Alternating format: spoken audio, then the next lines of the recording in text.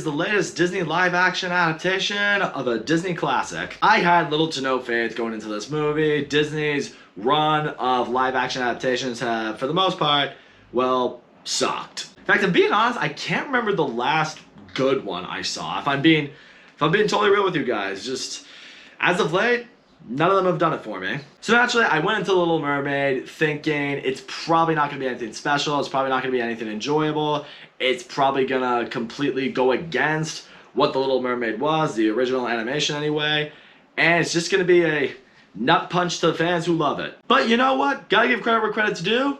And to Disney's credit, this movie wasn't bad. Let's start with talking about what were the biggest positives going for this movie. Okay, first and foremost, let's get this out of the way right now. Halle Bailey was great as Ariel because she really did embody everything that we knew about Ariel from Little Mermaid. You know, she's really cute, she's adventurous, she's kind of naive, but in the lovable kind of way. She has a wild fascination with the human world. She wants to experience it. She wants to see what is beyond the ocean. And I'm gonna say this right now, Halle Bailey has an incredible voice. Like, this girl can fucking sing. My understanding is she is a singer outside of her acting career. I'm gonna tell you this right now. Between acting and singing, she's got a very long career set ahead for herself. I will say that much right now. When it came to the music element and her singing, I thought she absolutely killed it. Also, Jonah Hauer-King, I don't know if I'm pronouncing that name correctly, but I also thought he was really good as Prince Eric. One of the areas also in this movie that I really appreciate for is I feel like in this movie, they actually really made him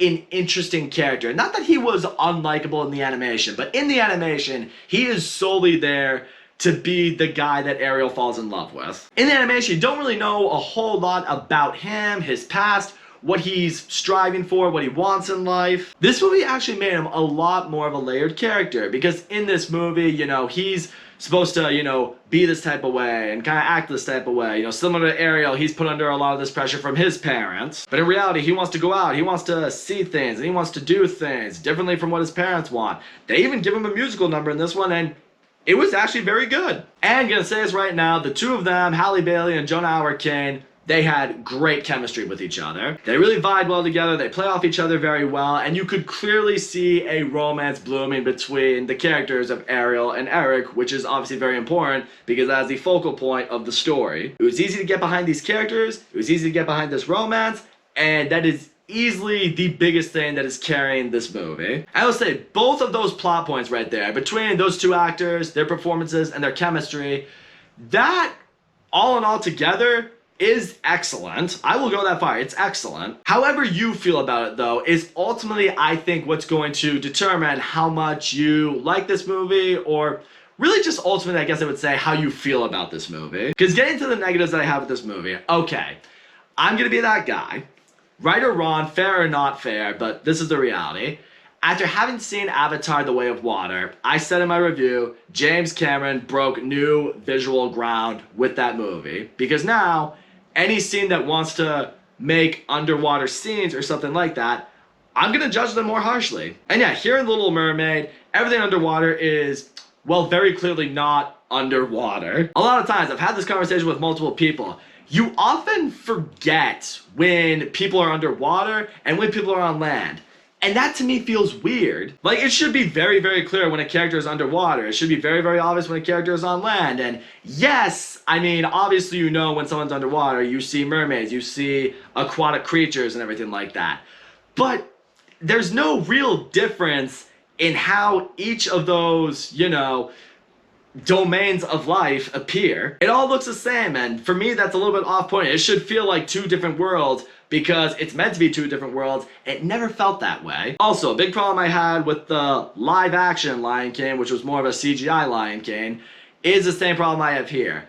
The animal life, the animal characters they use here, the CGI in them, they're trying to make them appear as real as they can, and because of that, you know, you don't really feel like their emotions are really being brought out in these characters. Like when Flounder is scared, or Sebastian is annoyed, or Scuttle is confused, you don't really see it. They want the characters to appear real, and in real life animals, you don't really see their emotions really all that much. And so here you don't really see the emotion, you just hear it in the voice acting. And that right there is the advantage that animation just holds over live action. In animation, you can get away with a lot more imagination and creativity than you can if you want to make a real life adaptation. A great example of this in this movie is the Under the Sea musical number. In the animation, it's very vibrant, it's very expressive. You see all these fish contributing to this big musical number, doing a bunch of, clearly unrealistic shit, but it really worked for the movie. In this Under the Sea musical number, you see sea creatures doing stuff here and there, but none of it really just,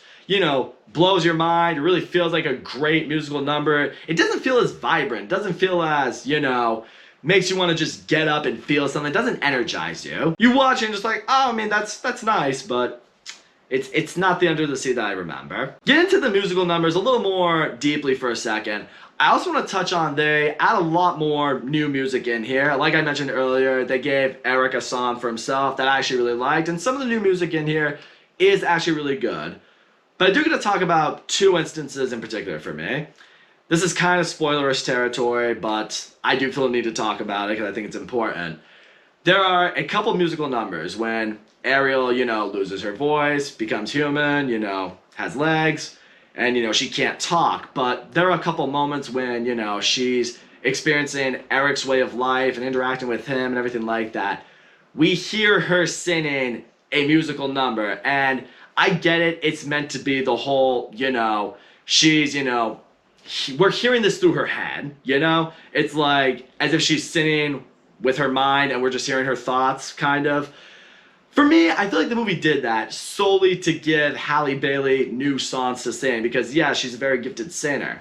But for me, I feel like it took a lot away from the fact that Ariel can't talk. We shouldn't be hearing her voice right now. Because the meaning of these songs, like she's experiencing what the world is like, she's seeing what the people are doing, I think it would have been better if, not just for the movie, but for Halle Bailey's acting itself, is if she just acted how she felt and how she was seeing everything. Because that's the real testament of a good actor, and that's also the testament of what Ariel's character is going through right now. It's like she's seeing all this stuff, she can't talk, she can't really express how she's feeling. Her not being able to talk and experiencing everything that's on land right now, I think it would have been really exceptional to just see how she's feeling, not really hear how she's feeling. For me personally, it just kind of took away the fact that she can't talk, but we're gonna still hear her sing just because, the story says we have to. Also, getting into other characters and other casting in this movie. Okay, Melissa McCarthy as Ursula. I speak for a lot of people when I say I think this was the casting choice that most people were on the fence about. Because for me, I love Melissa McCarthy. I think she's probably the funniest woman in Hollywood right now. And I just wasn't sure if I would be able to take her seriously as this really menacing Disney villain that is Ursula. I think Ursula is one of the scariest Disney villains there is. I mean, as a kid, she kind of terrified me. There's this evil sea witch. She did a lot of fucked up things to mermaids and mer people and little sea creatures. Like, she was kind of fucked up. To give Melissa McCarthy credit, she does her best here, but I could never at any point really take her seriously as this menacing, scary, evil, ruthless sea witch. I don't know, I walked out of this movie and I'm just like, I feel like Judi Dench would have been a much better Ursula. I feel like Judi Dench as Ursula could have easily crushed it here. Melissa McCarthy as Ursula, it never felt right.